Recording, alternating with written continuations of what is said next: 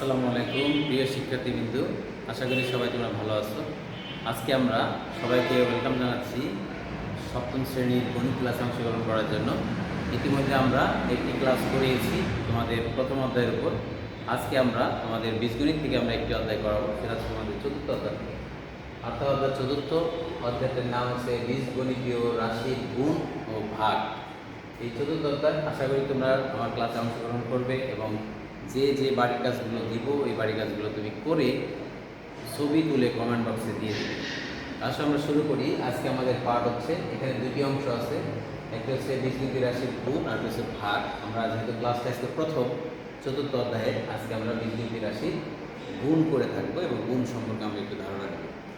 প্রথমে আসে বীজগণিতীয় রাশির গুণের বিনিময় বিধি নিয়ে আমরা একটু আলোচনা করি।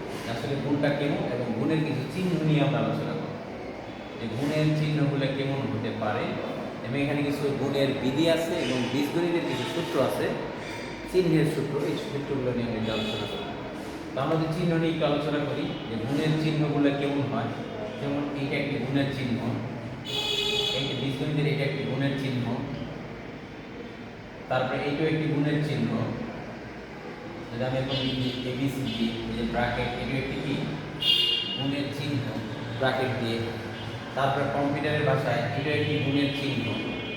তারপরে গুণের চিহ্ন আরও আছে, যদি আমরা এইভাবে লিখি এ এবং বি, তারা কি অবস্থায় আছে, এখানে কোনো গুণের চিহ্ন নেই, তারপরে এটাকে গুণের চিহ্ন বলা হয়। এইভাবে আমরা গুণের চিহ্নগুলোকে প্রকাশ করে থাকি। এটিকে বলা হয় ক্রস মাল্টিপ্লিকেশন, অর্থাৎ ক্রস গুণ বলি আমরা। এটিকে বলি ডট গুণ বলে থাকি যদি কোনো চিহ্নের বা কোনো কিছুর মাঝখানে এরকম চিহ্ন থাকে। এটিকে আমরা পাটিগণিতে বলে থাকি দশমিক চিহ্ন বা ভগ্নাংশ চিহ্ন, বাট এটাকে না আসবে কিন্তু যে গুণ চিহ্ন আকারে আসবে বীজগণিতের ক্ষেত্রে। এটাকে আমরা ব্র্যাকেট গুণ বা ইন্টু গুণ বলে থাকি, যে এটাকে পড়তে হয় এ plus B into A B plus C. এখানে কোনো চিহ্ন নেই, বাট এই ব্র্যাকেট দ্বারা এটাকে গুণ বোঝাচ্ছে। কম্পিউটারের ভাষায় এটাকে গুণ বলে। কম্পিউটারে যখন তুমি গুণ লিখবা, যে আর গুণ আর, তখন তোমাকে এরকম স্টার দিয়ে লিখতে হবে, আর গুণ আর। এটা কম্পিউটারের ভাষায় গুণ বোঝায়। এখানে দেখো কোনো গুণ চিহ্ন নেই, তারপর এখানে গুণ প্রকাশ করা হয়, এটাকে বলে নাল মাল্টিপ্লিকেশন। গুণ নেই। তোমাকে যদি বলে এ এবং বি, কোন চিহ্ন দ্বারা সীমাবদ্ধ, বলতে হবে এ এবং বির মাঝখানে কি চিহ্ন আছে, গুণ চিহ্ন আছে। আমরা গুণের চিহ্নগুলো শিখলাম, চিহ্নগুলো। এরপরে আমাদের এখানে কিছু চিহ্নের সূত্র আছে, সেই সূত্রগুলো কি গুণ করবো আমরা কীভাবে সূত্রগুলো। দেখো এখানে প্লাসে প্লাসে, এখানে উত্তর হবে তোমার প্লাস। তাহলে কি, যদি সমজাতীয় চিহ্ন হয়, যেমন দেখো প্লাস, এটাকে বলে প্লাস, বাংলায় বলে থেকে আমরা চোখ। তুমি যখন গুণ করবা, গুণের ক্ষেত্রে এটা হবে প্লাসে প্লাসে প্লাস। গুণের ক্ষেত্রে চিহ্নের যেটা উচ্চারণ হয় ওইটা অ্যান্সারে লিখতে হয়, ওইটাই করতে হয়। এখানে দেখো প্লাসে প্লাসে কী হবে প্লাস। আমরা যদি গুণের চিহ্ন চেঞ্জ করে দিই, দেখো দুইটাই আমরা মাইনাস দিলাম, এটাও সমজাতীয় কারণ একই ধরনের, সেক্ষেত্রে কী হবে মাইনাসে মাইনাসে প্লাস। আর সমজাতীয় এর উত্তর হবে কি প্লাস। আর যদি বিপরীত জাতীয় হয়, ধরো একটা প্লাস একটি মাইনাস, অথবা মাইনাস আগে প্লাস পরে, তাদের উত্তর হবে মাইনাস। তাহলে কি আসলো, যে যদি সমজাতীয় হয় তাহলে হবে প্লাস, আর বিপরীত জাতীয় বা ভিন্ন জাতীয় হবে মাইনাস। এইগুলো হচ্ছে গুণের চিহ্নের সূত্র। তা আমরা এই সূত্রগুলো আমাদের গুণ করার সময় আমরা ব্যবহার করব। আবার একটু বলি, যে প্লাসে প্লাসে প্লাস, মাইনাসে মাইনাসও প্লাস, আর প্লাসে মাইনাসে অথবা মাইনাসে প্লাসে মাইনাস। অর্থাৎ সমজাতীয় হলে প্লাস, আর ভিন্ন জাতীয় বা বিপরীত জাতীয় হলে মাইনাস হবে। আশা করি তোমরা চিহ্ন সম্পর্কে বুঝতে পেরেছো। এরপরে আমরা গুণের কিছু বিধি নিয়ে আলোচনা করি। এবং তোমাদের বইটা আছে পৃষ্ঠা নম্বর 150 পৃষ্ঠায় আছে। প্রথম যে বিধিটা আছে সেটাকে বলা হয়েছে গুণের বিনিময় বিধি। প্রথম বিধিটা আছে গুণের বিনিময় বিধি। বিষয়টা কেমন, যে ধরো 2 গুণন 3, এর উত্তর কিন্তু 6। আমরা যদি 3-এর নামটা 2 পর্যন্ত পড়ি, অর্থাৎ 2 গুণ 3 ইকুয়াল টু 6। এখন এটা কিন্তু আমি এইভাবে লিখতে পারি, যে 3 গুণ 2, সেটার উত্তরও কিন্তু একই হবে। এটাকে বলে বিনিময় বিধি, অর্থাৎ এটা এইভাবে লেখা যায় 2 গুণ 3ও যা, 3 গুণ 2ও তা। এটিকে বলে গুণের বিনিময় বিধি। যদি আমি এটিকে চিহ্নের সাথে দেখাই, অর্থাৎ এ গুণ বি, এটাও যা, বি গুণ এ, এটাও তা, একই উত্তর হবে। এটাকে বলা হয় গুণের বিনিময় বিধি। আশা করি তোমরা গুণের বিনিময় বিধিটা বুঝতে পেরেছো। এখন আমরা আসবো গুণের সূচক বিধি, এটা তোমাদের জন্য খুব জরুরি। আমরা গুণের সূচক বিধি সম্পর্কে একটু আলোচনা করি। গুণের সূচক বিধির ক্ষেত্রে তোমাকে সূচক জিনিসটা চিনতে হবে এবং সেই বিধিটা কীভাবে কাজ করে সেটাও তোমার জানা হবে। সূচক বিধিটা কেমন, আমরা ধরো এখানে আমরা এ, তার উপরে আমরা এই যে সূচক হচ্ছে এম, তারপর আমরা গুণ চিহ্ন দিলাম, এ সূচক হচ্ছে এন। এখানে সূচক বিধিটা কীভাবে কাজ করে, যদি দেখো তুমি এটাকে বলে ভিত্তি, আমরা যদি নামটা একটু জেনে নিই। এই নিচে যারা থাকে এদের নাম হচ্ছে ভিত্তি, ইংলিশে বলে বেস, আর এটাকে বলে সূচক। উপরে যারা থাকে তাদেরকে বলা হয় সূচক, বা তুমি এটাকে পাওয়ার বলতে পারো, পাওয়ার। অথবা এটা একটি বাংলা আছে যে ঘা, এটা একটি বাংলা আছে ঘা, ঘায়াকার ট। তো এখানে দেখো এ পাওয়ার এম, এটাকে বলে এ সূচক এম বা এ ঘাত এম গুণ এ ঘাত এম।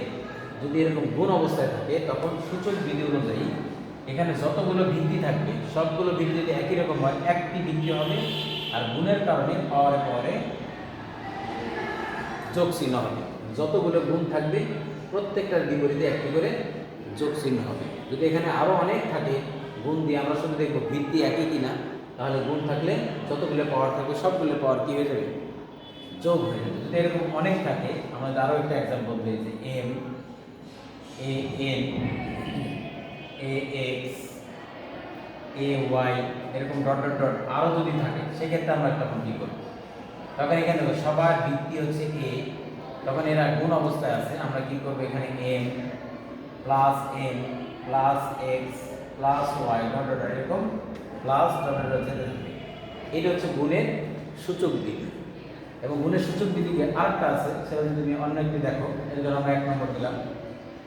এরকম হচ্ছে পাওয়ারের উপর পাওয়ার। যদি এর উপরে এম একটি পাওয়ার হয় বা সূচক হয় এবং তার উপরে এখানে যদি আমি আরও একটি পাওয়ার দিই, অর্থাৎ এখানে দেখো ভিত্তি কিন্তু একটি, এখানে ভিত্তি কিন্তু দুইটি, বিদায় এখানে গুণের কারণে পরিবর্তন হয়েছে যোগ, বাট এখানে ভিত্তি হচ্ছে একটি কিন্তু সূচক হচ্ছে দুইটি, অর্থাৎ ভিত্তি হচ্ছে দুইটি। তাহলে সেক্ষেত্রে নিয়মটা কি, সেক্ষেত্রে নিয়ম হবে পাওয়ারে পাওয়ারে গুণ করতে হবে। এম এবং এন তুমি কি করবে, তখন গুণ করবে। তাহলে এম আর এন যে গুণ, এটা হচ্ছে পাওয়ারের উপর পাওয়ার, অর্থাৎ সূচকের সাথে সূচক সবসময় কী হয়, গুণ হয়। কিন্তু ভিত্তি যদি আলাদা থাকে এবং গুণ অবস্থায় থাকে, ভিত্তি যদি একই থাকে এবং গুণ অবস্থায় থাকে, সেক্ষেত্রে কিন্তু এখানে তোমাকে যোগ দিয়ে লিখতে হবে। কিন্তু ভিত্তি যদি একটি থাকে এবং তার উপরে পাওয়ার উপর পাওয়ার থাকে, সেখানে কিন্তু যোগ দিলে চলবে না, অবশ্যই তোমাকে গুণ দিতে হবে। যেমন আমি যে একটা এক্সাম্পল দিই, ধরো 2 উপরে পাওয়ার 2, তার উপরে পাওয়ার 4, তখন তুমি এখানে উত্তর কী লিখবা, 2 উপরে পাওয়ার 4 মানে 4 দুগুণে 8, তখন 4 এবং 2 তুমি গুণ করবে, 4 দুগুণে 8, এটার ফলাফল হচ্ছে এটা। কিন্তু এখানে যদি আমরা একটি ফলাফল নির্ণয় করার চেষ্টা করি, ধরো 2 উপরে 3 গুণ 2 উপরে 2, তখন এখানে কিন্তু আমরা, বা এখানে আমরা 4 দিই, এখানে একটু খেয়াল করে দেখো, 2 উপরে আমরা এখানে 4 দিলাম, এখানে 2 দিলাম। এক্ষেত্রে আমরা কি করব, যে 4 এবং 2 কে আমরা যোগ করব, অর্থাৎ এখানে ফলাফল আসবে 6 টু পাওয়ার 6, আর এখানে ফলাফল আসবে 2 পাওয়ার 8। আশা করি পার্থক্যটা তোমরা বুঝতে পেরেছো। এটা হচ্ছে গুণের সূচক বিধি। এখন আমরা যেটা শিখবো সেটা হচ্ছে গুণের বন্টন বিধি। এই বন্টন বিধিটা তোমাদের 51 পৃষ্ঠায় সুন্দর করে দেওয়া আছে, যে গুণের বন্টন বিধিটা কেমন, কিভাবে গুণের বন্টন বিধি করতে হয়। আমরা একটু বন্টন বিধি দেখি, যে ধরো 2a প্লাস বি, এখন এটাকে আমরা বন্টন করব। বন্টন মানে আলাদা আলাদা করে কীভাবে বন্টন করতে পারি, এখানে a প্লাস বি দুইবার আছে, অর্থাৎ a প্লাস বি এটা একবার, আবার দেখো a প্লাস বি আরও একবার, অর্থাৎ এই a প্লাস বিটা দুইবার আছে, a প্লাস বি একবার, আবার a প্লাস বি একবার, তাদের যোগফলের সমষ্টি হচ্ছে কত, 2। এখন যদি আমরা এখানে যোগ করি, খেয়াল করে দেখো a plus B plus a plus B, তাহলে এখানে a আছে দুইটি, একটি a আর একটি a, যোগ করলে হবে 2টি a, এখানে একটি b আর একটি b, যোগ করলে হবে 2টি b। এই জন্য এটা হচ্ছে গুণের বন্টন বিধি। এটাকেও তাহলে 2টা দেখো, 2 দিয়ে আবার তুমি সরাসরি করতে পারো, 2 দিয়ে a কে গুণ করলে হবে 2a, 2 দিয়ে b কে গুণ করলে হবে 2b। এটাকে বলে গুণের বন্টন বিধি। এইভাবে তুমি যতগুলো থাকবে তুমি বন্টন বিধি আকারে সরাসরি দেখাইতে পারবে। যেমন আমরা এরকম একটা দেখাই, তোমাদের বইটা আছে যে m দিয়ে গুণ করব a plus b plus c plus d plus dot dot dot, অনেকগুলোকে গুণের বন্টন বিধিতে দেখতে চাই। তাহলে আমরা কি করব, এখানে m a m b, দেখো m দিয়ে সবাইকে আমরা গুণ করতে পারবো, m c m b plus dot dot dot, এটাকে বলে গুণের বন্টন বিধি। যতগুলো থাকবে এবং এই যে ইনটু আকারে সবগুলোর আমরা গুণ করে আলাদা আলাদা করতে পারবো, এটাকে বলে গুণের বন্টন বিধি। এখন আমরা তোমাদের বইয়ের 51 পৃষ্ঠায় চিহ্নযুক্ত রাশির কিছু গুণফলের সূত্র আমরা শিখব। চিহ্নযুক্ত, যেমন এখানে ধরো আমরা a গুণ b আমরা গুণ করতে চাই, a গুণ b, এর ফলাফল কি হবে? a গুণ b যদি আমি ফলাফল করি, তখন এখানে দেখো এর আগেও প্লাস চিহ্ন আছে, বির আগেও প্লাস চিহ্ন, তখন আমরা কি বলবো, প্লাসে প্লাসে প্লাস। সেক্ষেত্রে আমরা a এবং b এর গুণফল কি হবে, a এবং b এর গুণফল হবে a b। তো এখানে যখন আমি কোনো চিহ্ন দিয়ে লিখিনি, অর্থাৎ এখানে কি চিহ্নটি আছে। তারপরে আমরা এরকম দেখাই যে a বাট মাইনাস গুণ b, a এবং b এর মাঝে যদি আমরা গুণ করি, এখানে দেখো a প্লাস ছিল, এখানে কিন্তু a মাইনাস, বাট b এর আগে কিন্তু ঠিকই কোনো চিহ্ন না থাকলে আমরা প্লাস ধরে থাকি। এখানে দেখো মাইনাসে প্লাসে মাইনাস, আমরা সূত্র শিখেছি মাইনাসে প্লাসে মাইনাস, আর a এবং b কে গুণ করলে হবে ab। তাহলে এখানে আসলে মাইনাসটাকে আমরা কিভাবে করব, যদি মাইনাসটা অ্যাকচুয়ালি এখানে না থাকে, এরকম থাকে a মাইনাস b, দেখো এখানে b এর আগে মাইনাস, সেক্ষেত্রে কি হবে, প্লাসে মাইনাসে মাইনাস, এই যে মাইনাস ab। যদি দুইটাতেই মাইনাস থাকে, ধরো মাইনাস a গুণ minus b, minus a minus b, তখন আমরা কিন্তু শিখেছি এই যে আমাদের সূত্র মাইনাসে প্লাস, তখন এখানে আমরা কি করব, মাইনাসে প্লাস দিলে হবে, না দিলে হবে a গুণ b। এই ক্ষেত্রে যদি তুমি এখানে এই ক্রস চিহ্নটা নাও দাও, তাও কিন্তু গুণ বোঝাবে যে minus a into minus b, মাইনাসে প্লাস a আর b গুণ করলে ab। এইভাবে আমাদের গুণগুলোকে করতে হবে, আর একাধিক গুণ আমরা সূচকের সাহায্যে করব। এখন যদি তোমাদের বই থেকে আমরা দুই একটি গুণ প্র্যাকটিস করি, তোমাদের বইতে আমরা যদি চলে যাই, তাহলে আমরা গুণগুলোকে কিভাবে করতে পারি। তুমি তোমার বইয়ের পৃষ্ঠা নম্বর 57 চলে যাও, আমরা প্রথম রাশিকে দ্বিতীয় রাশি দ্বারা গুণ করবো এই সূত্রগুলোকে ব্যবহার করে। সূত্রগুলো ব্যবহার করে যদি আমরা গুণ করি, গুণ নম্বর 1 নম্বর গুণে দেখো তোমাদের দেওয়া আছে 3ab, 4aq, তাহলে 3ab, 4aq, এটা হচ্ছে প্রথম রাশি, এটা হচ্ছে দ্বিতীয় রাশি। প্রথম রাশিকে দ্বিতীয় রাশি দিয়ে আমরা গুণ করবো, অথবা দ্বিতীয় রাশিকে প্রথম রাশি দিয়ে গুণ করবো, একই কথা। এখানে আমরা যদি যখন আমাদের গুণ করতে বলবো, তখন এই কমা চিহ্নটা না দিয়ে কমার পরিবর্তে আমরা কি চিহ্ন দিব, ক্রস চিহ্নটা দেবো, অর্থাৎ গুণ চিহ্নটা দেবো। এখানে দেখো 1 নম্বর অঙ্ক 3ab, 4aq, তাহলে গুণ করতে বললে কমার পরিবর্তে আমরা কি দিব, গুণ চিহ্ন দিব। ভাগ করতে বললে কমার পরিবর্তে আমরা ভাগ চিহ্ন দিব। যোগ করতে বললে কমার পরিবর্তে আমরা যোগ চিহ্ন দিয়ে এখানে সম্বোধন করব। এখন আমরা গুণটা কিভাবে করব, এই গুণটা পাশাপাশিও করা যায়, উপরে নিচেও করা যায়। কিভাবে করতে পারি, গুণ করার নিয়ম হচ্ছে প্রথমেই চিহ্ন গুণ করব, তারপরে আমরা সংখ্যাগুলোকে গুণ করব, তারপরে a b c d যা থাকবে সেগুলোকে আমরা গুণ করব। এখানে যদি তুমি খেয়াল করে দেখো, এখানে চিহ্ন হচ্ছে প্লাস, এখানেও চিহ্ন প্লাস, আমরা গুণ করতে যাচ্ছি, তাহলে প্লাসে প্লাসে প্লাস, তো প্লাস চিহ্ন দিলেও চলবে, না দিলেও চলবে।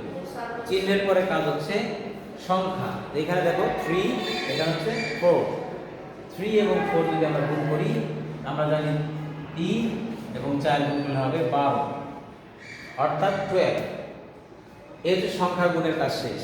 এখন আমরা a এবং a গুণ করব, b আর b গুণ করব, অর্থাৎ বাকি a b c d যারা থাকবে তাদেরকে গুণ করব। এখানে দেখো a হচ্ছে একটি, এখানে a হচ্ছে 3। আমরা যদি গুণ করি, আমরা জানি গুণের ক্ষেত্রে পাওয়ারে যোগ হয়, এখানে আছে 1, এখানে আছে 3, 1 আর 3 গুণ করলে যোগ করলে কত হবে 4। অথবা তুমি আরো সহজে বুঝতে পারো যে এখানে a আছে একটি, a আছে 3টি, একটি এবং 3টি a কে গুণ করলে হবে 4টি, আর b এখানে একাই আছে, আর এখানে আর কোনো b নেই, তাহলে b আমরা কি করব, b বি গুণ আকারে থেকে যাবে, বি গুণ আকারে থেকে যাবে। তাহলে আমরা কি করলাম, প্রথমে চিহ্ন চিহ্ন গুণ, তারপরে সংখ্যা সংখ্যা গুণ, এরপরে এর সাথে এ গুণ, বির সাথে থাকলে করব, না থাকলে এইভাবে গুণ আকারে থেকে যাবে। এটা হচ্ছে তোমাদের গুণফল। অর্থাৎ আমরা লিখতে পারি গুণফল 12a⁴ b। আশা করি বুঝতে পেরেছো। যদি আমরা একটু এখানে আরো তোমাদের বইতে বেশ কিছু গুণ এখানে দেওয়া হয়েছে, আশা করি তোমরা সূত্রের সাহায্যে আজকে বেশ কিছু তথ্য পেয়েছো। আগামী ক্লাসে আমরা দুটি পদ থাকলে, তিনটি পদ থাকলে কিভাবে সহজেই অল্প পরিশ্রমে, অল্প বুদ্ধিতে আমরা কিভাবে খুব সহজেই অঙ্কগুলোর সমাধান করতে পারবো, গুণফল নির্ণয় করতে পারবো, এই প্রসেস নিয়ে আমরা আগামী ক্লাসে আলোচনা করব। সেই পর্যন্ত সবাই ভালো থাকবে, নিরাপদে থাকবে। তোমাদের বাড়ির কাজ হিসেবে আমি দিয়ে দিচ্ছি, তোমরা 4-এর 1 থেকে অবশ্যই তোমরা এখান থেকে এই সূত্রগুলো বাসায় লিখবে। পাশাপাশি 4-এর 1 থেকে তোমরা অনুশীলনী 4-এর 1 থেকে এখানে 1 থেকে 7 পর্যন্ত তোমরা বাড়ির কাজ করে আমাকে কমেন্ট বক্সে দিয়ে দিবে।